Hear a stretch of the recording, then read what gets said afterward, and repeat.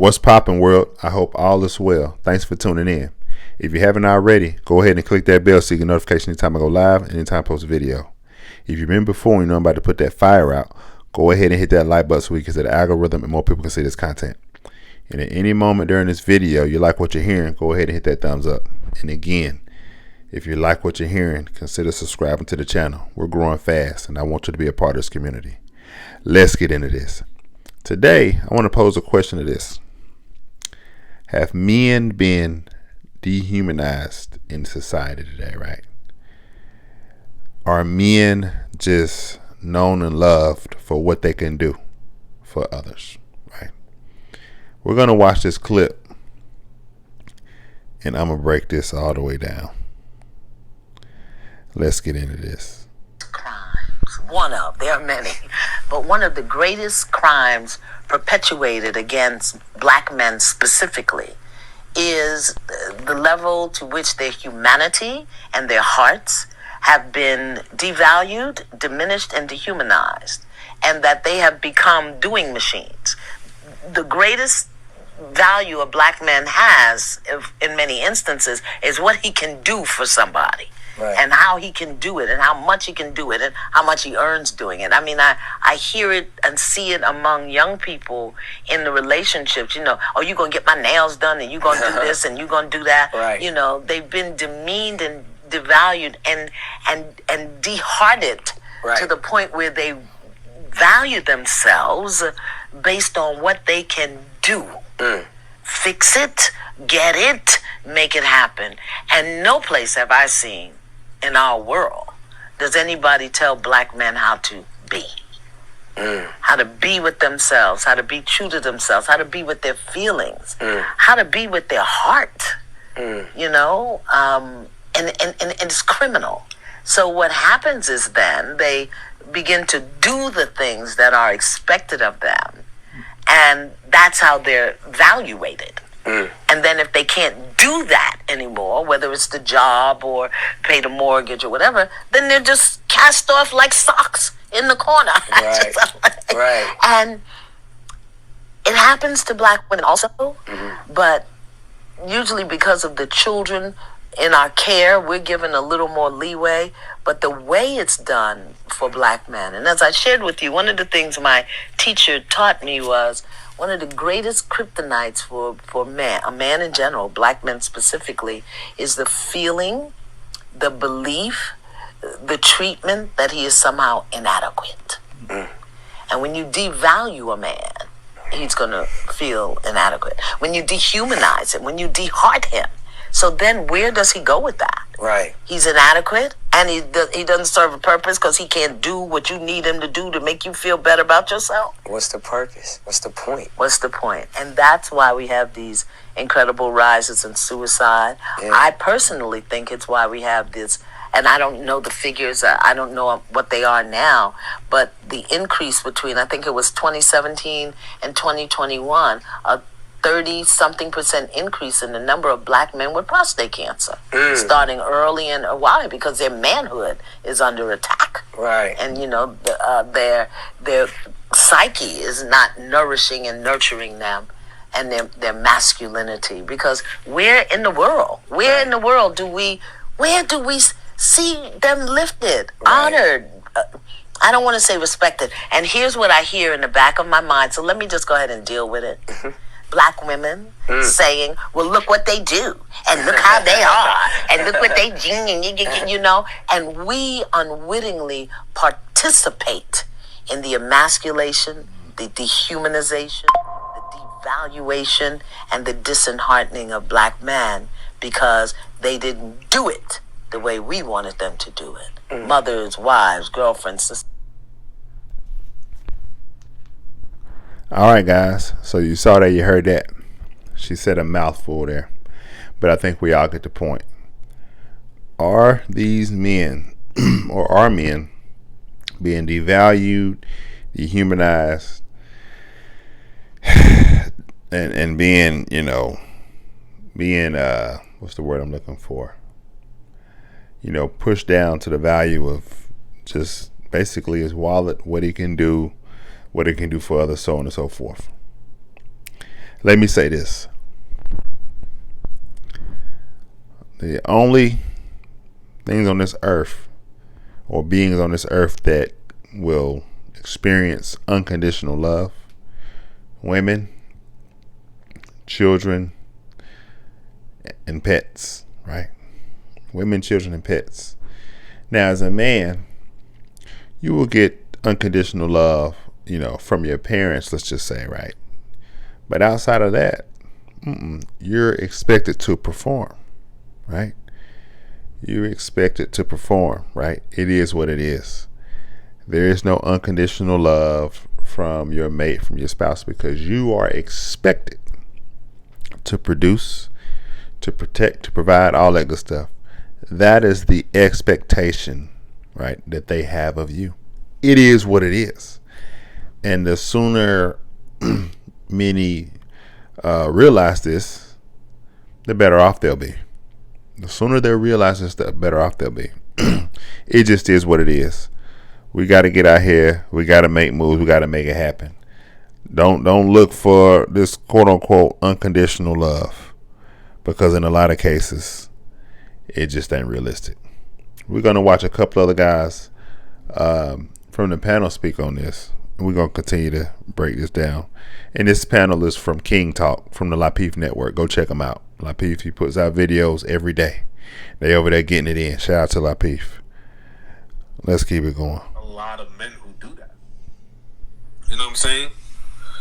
I would be damned that I would be bitched at by a woman that will tell me that men ain't shit when you are living in a house that was built by a man, driving on the roads that are paved and maintained by a man, to drive to a job, to work in a building that is air conditioned, insulated, and furnished by a man, to say that men ain't shit.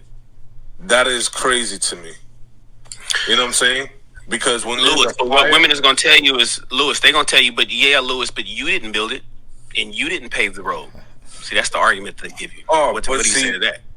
But see, that's the thing about it. I've done a slice of something in there. I don't have to be the one with the cape that does it all. We have all men at all branches, at all level, that do things and create things. And collectively, when we come together, we do amazing things.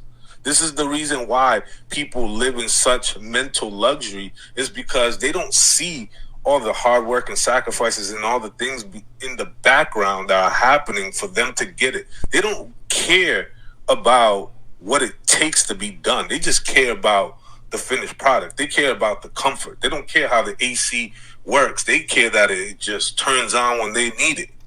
That's the thing about it. You know what I'm saying? And I don't think that, in society anymore, we don't celebrate the hard work, because we made things a lot easy. We made things easy. We made things comfortable.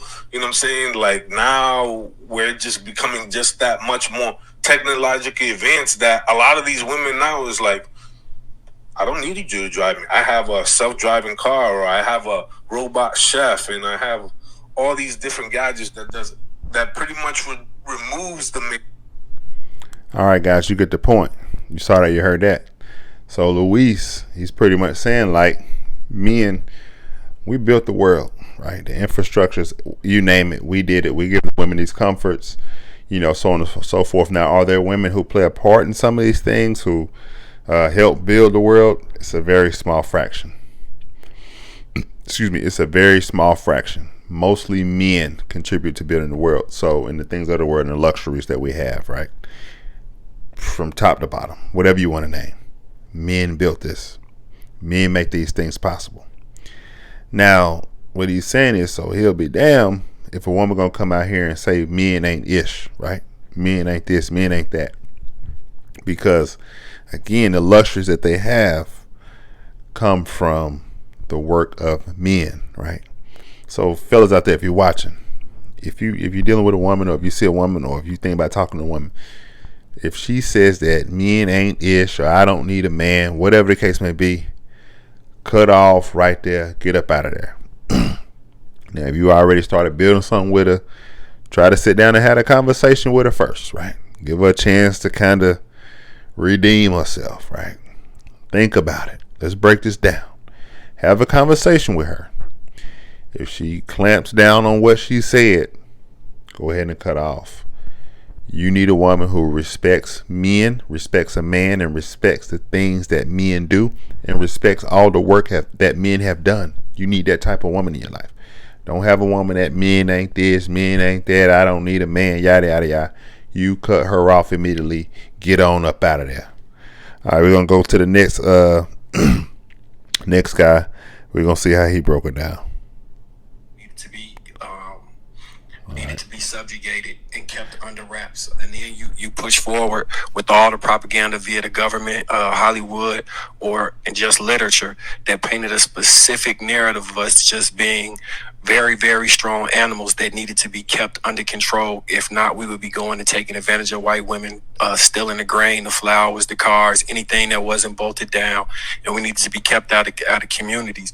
You move forward to the super predator comments and those type of things. So are we dehumanized? Absolutely, we've been dehumanized. And then it becomes a self-fulfilling prophecy when we create a social construct around blackness that says that we have to be ultra masculine, the most masculine men. So we hold ourselves within a frame where our mental health can't even be discussed out of fear of appearing to be weak or not being black men. Those things create an internal and an external locus of control that almost seems daunting to remove yourself from, to exist outside of that without being pushed back into one of the boxes that are socially acceptable amongst our culture. We then do it to each other when we say, oh, if you ain't got no money, you ain't popping, or if you don't make enough money. So we in turn tell the world that our only value is through finance and what we can do for other people. So much so that our women buy into it. Our music dictates it. The movies instrumentally show the men who do not have finances useless. And then we judge one another based off of those same things. When we get into an argument, that's the first thing we'll run to. I got more bitches than you, and I got more money than you. Those the 1 and 2 tag team are wrestling when it comes to keeping us in that social construct. You put all those things together, and why wouldn't you have a black man who only sees himself as useful to people in that manner? Childish Gambino, I think that's his name. He had an interview on the Breakfast Club several years ago where he was talking about he dresses like a bum when he goes out. And he does so because he does not want anybody, to prejudge him as wealthy and treat him in any type of way. And he kind of wants his personality and his uniqueness to stem from there. So whatever he gets based off of who he is, that's what he gets. I thought that was brilliant because that's a true way to exist, where you have to attempt for people to see you outside of the social construct of money as much as he could, money and fame.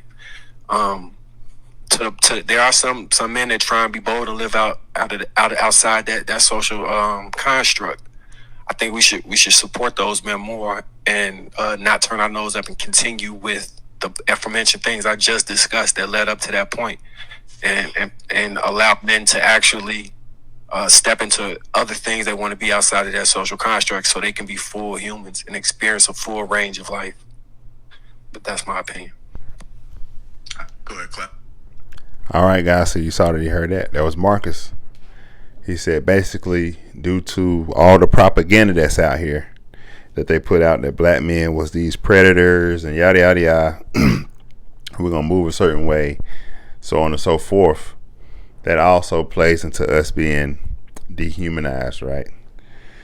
We're going to listen to one more and we're going to close this out. On this. Black men in this country historically are probably the most agreeable and nicest group of men in the country, especially when it comes to our women.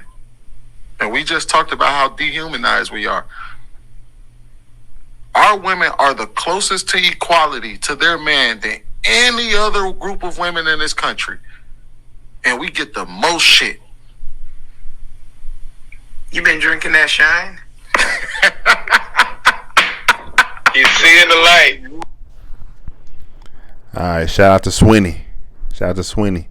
He said, as black men, we are the nicest group of men in the country. And our women are the closest to us in regards to how other groups of women in other cultures are like the relation to them to their men as far as economic status or status period. Our women are the closest to us as black men, but we catch the most ish, right? We get the most ish, right? And that's true. There's a lot of truth in what he said, right? He said a little, but that's very impactful, right? But that's what we are. Many men have been dehumanized, devalued, so on and so forth.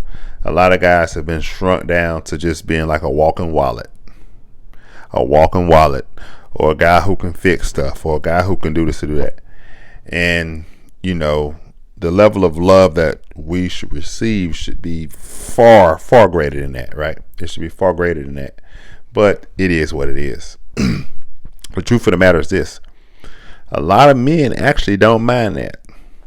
A lot of men actually don't mind being the guy who gonna pay for this, or being the guy who gonna fix that, or being the guy who they gonna be the muscle, or whatever the case may be, gonna be the protector.